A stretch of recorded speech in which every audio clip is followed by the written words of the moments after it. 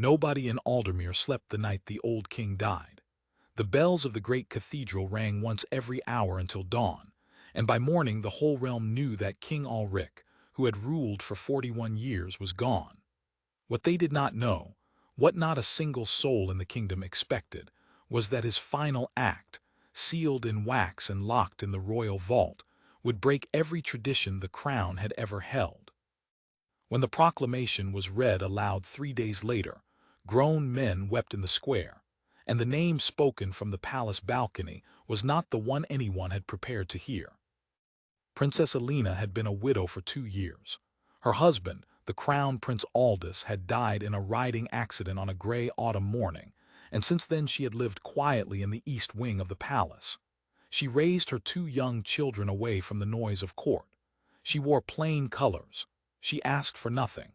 The nobles who ran the daily business of the kingdom had, in truth, nearly forgotten she existed. They spoke of her, when they spoke of her at all, as the sad woman upstairs, a gentle soul, but no one important.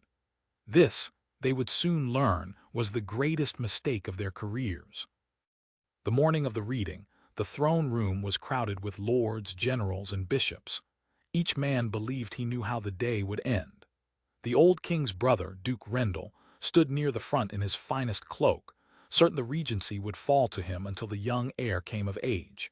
He had spent the 3 days of mourning quietly gathering promises, counting votes, preparing his speech. He smiled at the men around him like a person who has already won. Then the royal steward, an old man named Fenwick who had served 3 kings, unrolled the sealed document. His hands shook not from age but from what he had already read in private the night before. He cleared his throat. The room fell silent. And in a clear, steady voice, he read the words that would change Aldermere forever. By the final and binding will of King Alric, the rule of the kingdom was to pass, until the young prince reached his majority, not to any lord, not to any duke, but to Princess Elena, named Queen Regent, with full and total authority over the crown. For a moment no one moved. Then the room erupted. Duke Rendel's face went white, then red. Voices shouted questions over one another. A bishop demanded to see the seal. Somewhere near the back, a young guard captain named Thomas felt his heart begin to pound, because he alone had noticed something the shouting lords had missed. Elena, standing quietly by the side door, was not surprised at all. She had known, and that changed everything. The Captain Thomas was 26 years old and had guarded the East Wing for 3 years. In all that time he had watched Princess Elena more closely than anyone, and he had learned to read her the way a sailor reads the sky. So when the will was read and the whole court exploded into noise, he was the only one watching her face instead of the steward. She did not gasp. She did not weep. She simply closed her eyes for one long moment, as a person does when a thing they have long dreaded has finally arrived. In that instant, Thomas understood. The quiet widow upstairs had been quiet on purpose. Duke Rendel pushed forward through the crowd, his voice rising above the others. He called the will a forgery. He demanded the council examine the seal, the ink, the handwriting. He said loudly that a grieving woman could not be trusted to hold a kingdom together while enemies watched from beyond the border. Several lords nodded along with him. The mood in the room was turning dangerous, and old Fenwick the steward gripped the document tighter, unsure whether he was about to be obeyed or arrested. It was then that Elena stepped forward. She did not raise her voice. She did not need to. She walked to the center of the throne room in her plain gray dress, and the shouting slowly died, because there is something about a calm person in a room full of frightened ones that pulls every eye toward them. She looked at Duke Rendel and she spoke softly. She thanked him for his concern. Then she asked him a single question that no one in the room expected.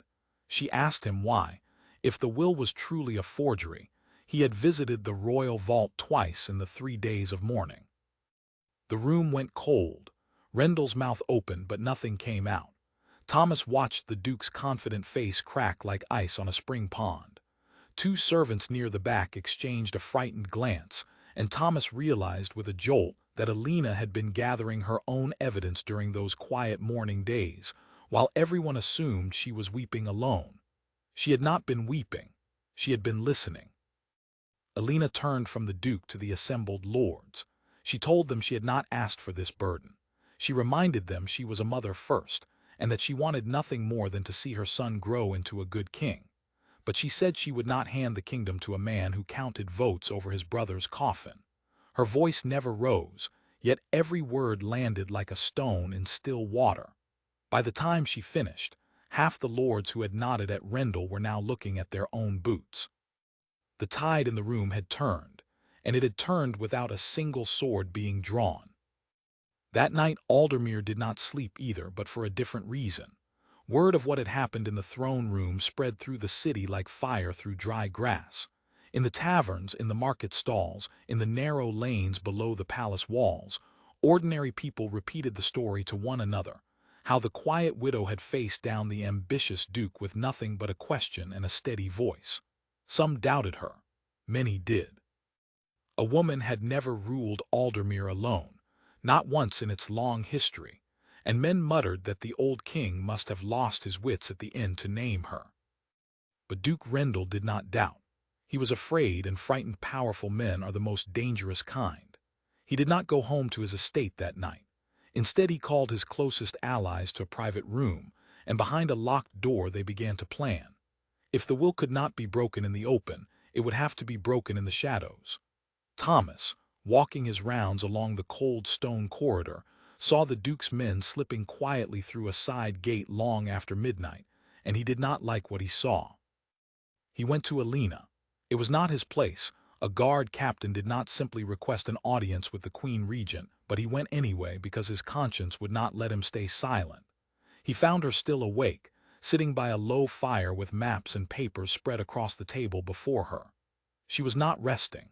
She was working, learning the borders, the treaties, the debts, the alliances, everything she would need to hold a kingdom she had never been trained to rule. She looked up at him without surprise, as if she had been expecting someone to come. Thomas told her what he had seen. He told her he feared for her safety and for the safety of her children. He expected her to be frightened. Instead, she thanked him calmly and asked him to sit. Then she told him something that made his blood run cold and his respect for her double in a single breath. She already knew about the meeting. She knew who was in the room. She even knew what they had decided.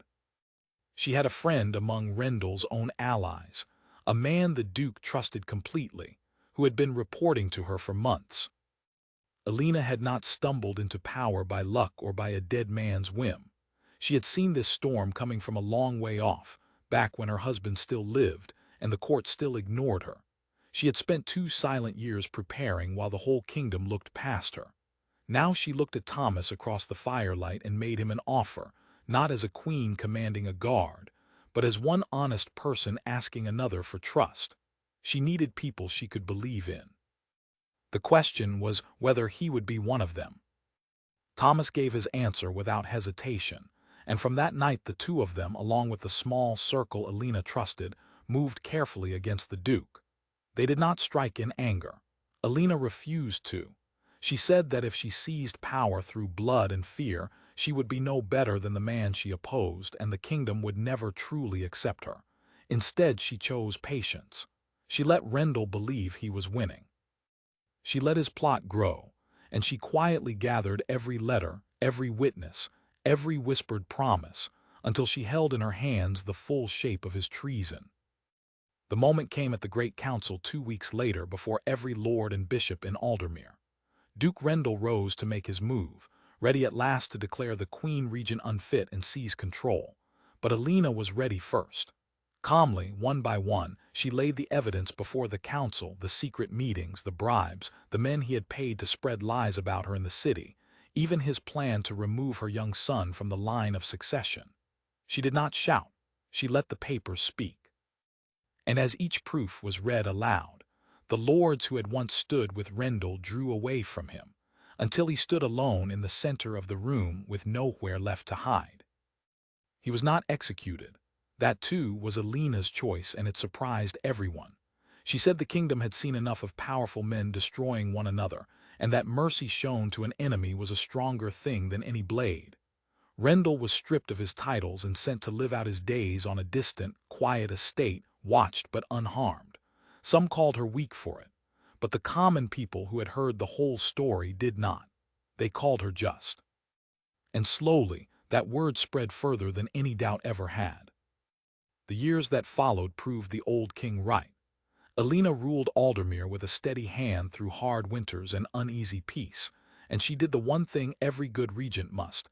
She never once forgot that the crown was not hers to keep. She was holding it for her son.